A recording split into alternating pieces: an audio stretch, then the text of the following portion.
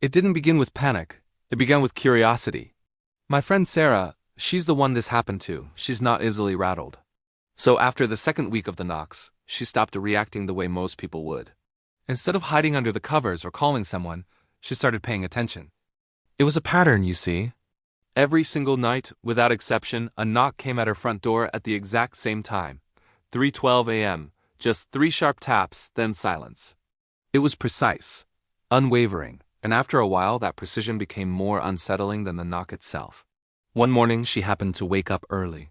She glanced at her phone and the time read 3:08 a.m. An idea sparked. She decided to just lie there, perfectly still in her bed, lights off. The only glow came from the phone screen clutched in her hand. She watched the numbers change. 3:09, 3:10, 3:11. Her breath caught in her throat. The very second the clock ticked over to 3:12, the knock came. Instant. Sharp. Confident. It was so immediate it felt like a response. As if whatever was on the other side of that door knew she was already awake and waiting for it. The thought sent a chill down her spine that had nothing to do with the early morning air. The very next night, she decided to run an experiment. She stayed awake again, but this time she tried something different. She was going to play a part. She lay in bed, mimicking the deep, even breathing of someone sound asleep. She didn't move a muscle. She didn't dare reach for her phone. She just stared into the darkness, her ears straining for any sound. 3:12 a.m. came and went. The silence in the apartment was absolute. She held her breath. 3:13. Still nothing.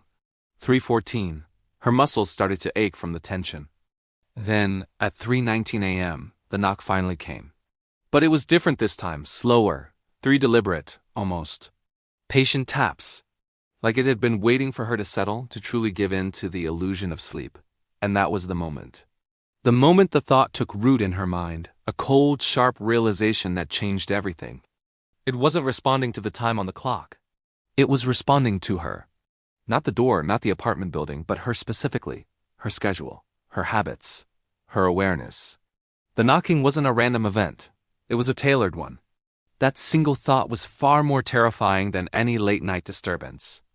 The idea that something was not just watching her, but learning her, was a violation of a different kind. So the following night she decided she needed proof. Not just for her own sanity, but to understand what was happening. She took her phone and propped it up on a small stack of books on the floor, positioning the camera so it had a clear, wide shot of her front door and the small entryway. The hallway was empty, silent. She double-checked the angle, hit record, and then went back to her room. She lay back in bed, staring at the textured ceiling, forcing her body to stay still, forcing her eyes to stay open. The minutes crawled by. Then, right on cue at 3:12 a.m., the knock came. It was loud, clear, absolutely undeniable. Her heart hammered against her ribs, a frantic drumbeat in the quiet room, but she didn't move. She just lay there, listening to the silence that followed. Sleep was impossible after that. She just waited for the sun to come up. The next morning, exhausted but driven, she grabbed her phone.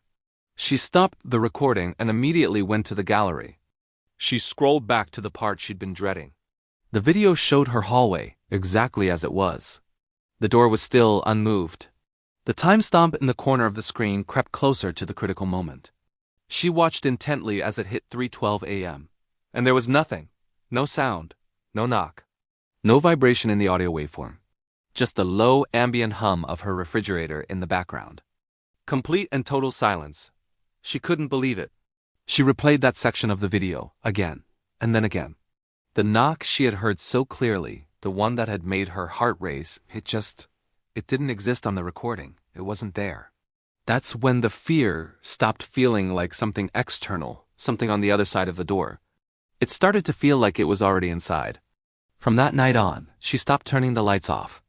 Every lamp in her apartment stayed on. The bright overhead light in the bathroom, the warm lamp in the living room, even the small light inside her closet. She told herself it was just temporary, a way to feel a little bit of control, a little bit of safety. Light meant safety, right? But the knocks, they kept changing. They kept adapting. If she stayed fully awake, watching a movie or reading, they came immediately at 3:12. If she pretended to be asleep, they waited. They were always learning. The game became more intricate. If she shifted in bed, even slightly, the knocks would come sooner. One night she rolled over at 3:10 a.m., just adjusting her pillow. The knock came at 3:11, 1 minute early. She froze completely, the blanket pulled up to her chin. It knew she was awake. It knew she had moved. She stopped trying to record after that. What was the point? The evidence wasn't for anyone else anymore. And something about it felt worse than just being watched. It felt like being studied. Like a specimen under a microscope, an experiment in fear. The last night it happened, the night everything changed for good. She didn't hear the knock at the door.